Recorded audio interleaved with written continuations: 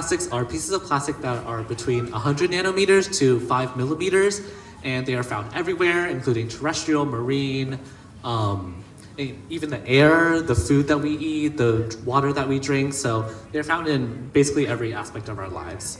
And when talking about microplastics, there are actually two types. So there's primary versus secondary. So primary microplastics are plastics that are already manufactured small.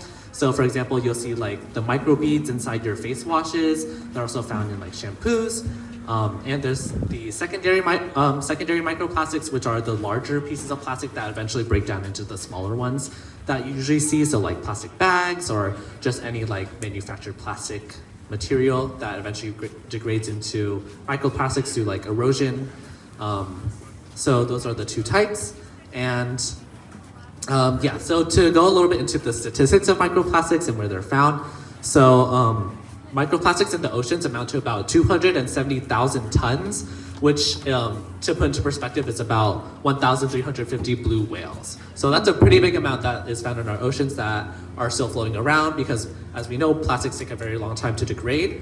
So over time, it just accumulates to these large amounts. And 34.8% of microplastics are from synthetic fibers. So those are usually found in our clothes. And about 28% of microplastics are from tire friction. So when our cars drive along the roads, it releases like little microplastics from the tires. Yeah. Hello. So microplastics are usually distributed through domestic and industrial drainage systems before entering our freshwater and marine environments. And they're often transported through ocean currents. And, their highest concentration is in oligotrophic subtropical gyres, as well as semi-enclosed seas and coastal waters. Oftentimes, persistent organic pollutants in the seawater are found at low concentrations and will contaminate the microplastics, which makes it easier for these pollutants to thrive and creates an easier route for these microplastics to find a way into the marine food web. Smaller organisms such as zooplankton will eat these plastics unknowingly, and then other larger organisms will eat those, and this is known as the organismal vector effect. The four main routes of infiltration are ingestion, entanglement, inhalation, and trophic transfer. And filter feeders are often able to detect and reject microplastics. However, even though they're able to reject them, they don't really go anywhere. They just are found back in our water. And oftentimes, these microplastics move from one trophic level to another and transfer in the food chain, which can potentially have adverse impacts on human health. So because there's different types of plastics and microplastics, there's different types of chemicals used, and some can be more harmful than others. The American Chemical Council says that chemical composition of various plastics are toxic, and microplastics represent 4% of particles collected on average, with the other 96 being things like minerals, dirt, sand, and pollen. And the UN states that compounds such as these are linked to serious health issues, such as endocrine disruption, weight gain, insulin resistance, decreased reproductive health, and cancer. And they can also cause lung irritation, dizziness, headaches, and asthma.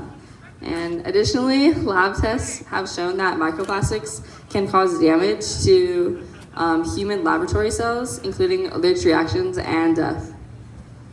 So they often occur in our personal healthcare products, leach from plastic water bottles, knives, dermatological products. Smaller microplastics can also penetrate deep into our bodies and even inside of our cells. And in 2022, surgical doctors found microplastics deep inside the lungs of the blood of anonymous donors. And some of the ways that we probably don't see microplastics are how we're consuming them. And in 2017, there's a study that found that seafood lovers often eat around 11,000 microplastics per year. And annually, the average person usually eats around 2,000 microplastics just through salt. And you're very likely to ingest or inhale microplastics just through plastic fibers floating around, such as fibers in clothes, carpets, and upholstery. I will be talking about solutions and mitigations. So just from a global perspective, about 30% of plastic is recycled in Europe, while only 9% of plastic is recycled in the US. So already with that situation, we have to make measures to improve recycling in the US. One of the top plastic polluting industries is the packaging industry. So plastic is typically recycled by shredding it, melting it down, and then molding it into new plastics. But other chemicals are added to improve product flexibility, durability, or simply adding color, make it difficult to recycle and reduce the quality of recycled plastics. An example of a potential remedy, in Japan, where all PET used in plastic bottles is transparent, with clear PET, it's much easier to recycle than when color is added. An example we have that also includes our sample of water is this aluminum bottle, so that would be really great for recycling. On a more positive note, efforts are being made to create biodegradable plastic. Today, plastic that is labeled biodegradable can actually be broken down only in specialized facilities that heat it to high temperatures. Sorry. This means that in an aquatic environment or in your backyard compost pile, biodegradable plastics are not going anywhere. So with the biodegradable labeled plastics now, we can't really compost them here or recycle them in our own homes, which makes it kind of difficult. So creating truly biodegradable plastics is a little bit controversial because a polymer that will completely degrade into carbon and oxygen and other elements in a lake or soil would not be particularly useful or ideal as packaging for keeping food on a shelf for months. So we're kind of still dealing with that situation. Cleanup for microplastics is difficult because of the size and varied nature. Something that both Alanna and Edward have talked about is how microplastics are not, you can't see them with the naked eye. So we did have a microscope, but because of the rain, we thought it wouldn't really be the best to bring it out.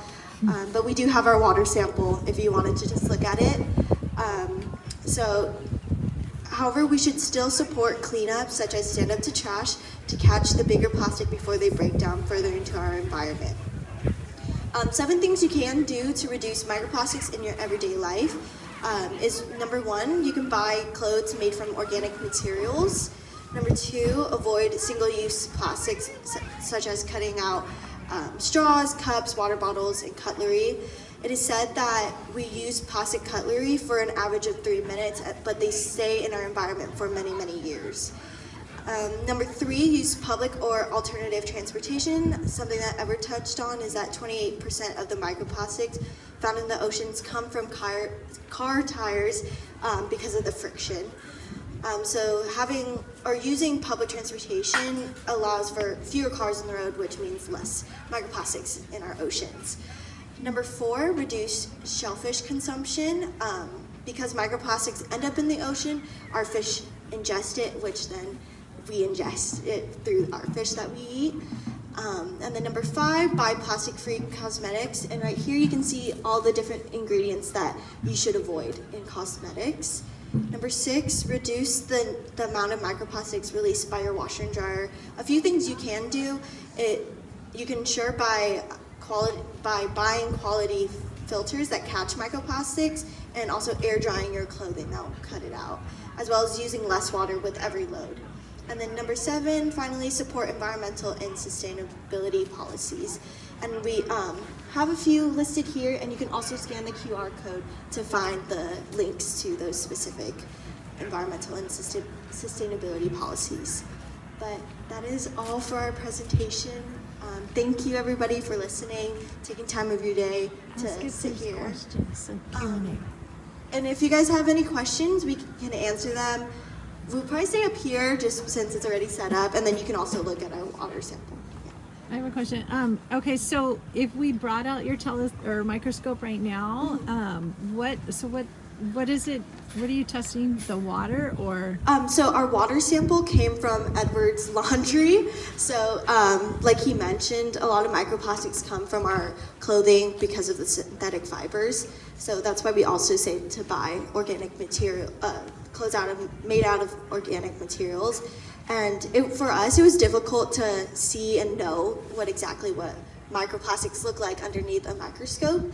So we searched it on Google, and these were some examples. And like, if you just look at this picture right here, you can't really tell what exactly it is, but that's why we added a little photo to see what exactly those particles are. But yeah, that's one of our challenges when we were doing research, to figure out what exactly microplastics look like. Okay, and so what are the ingredients in the cosmetics? Yeah, so some of them that we have listed are like nylon, PET, PETE, PMMA, PE, and PP. They all have very long names, but we have them listed here. If you guys would like to take a picture of it to know exactly what those microplastics or those ingredients you should avoid. Yes. Oh. Any other questions? Oh, yeah. Anthony.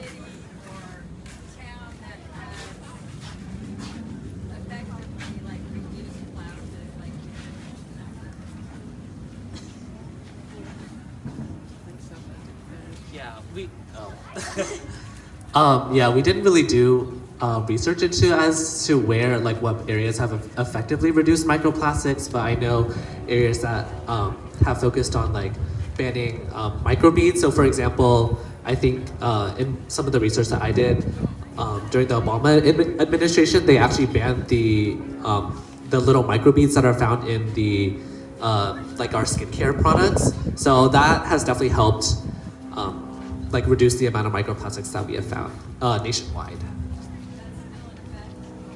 Yeah, I believe so. Yeah.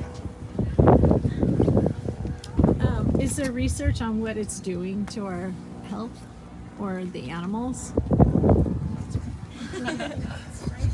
There's no research right now, but obviously we have the plastics are made out of different chemicals which are bad for us. So there's different things that I listed out before, such as endocrine disruption.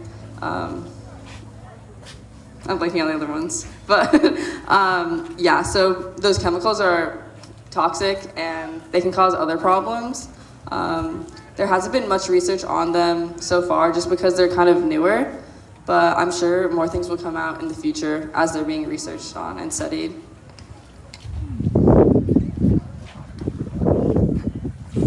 Any other questions? Okay. Thank you.